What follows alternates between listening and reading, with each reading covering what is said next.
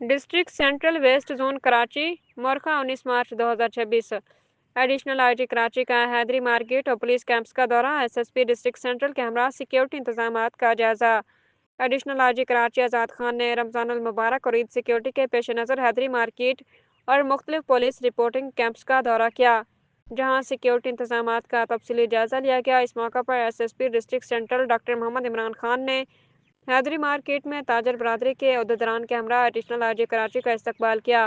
Additional I G Karachi نے fool proof security کو یقینی بنانے، ٹریفک کی روانی برقرار رکھنے اور پارکنگ کے بہتر انتظامات کے حوالے سے ڈسٹرکٹ سینٹرل پولیس کی تعریف کی اور مزید ضروری ہدایات جاری کیں۔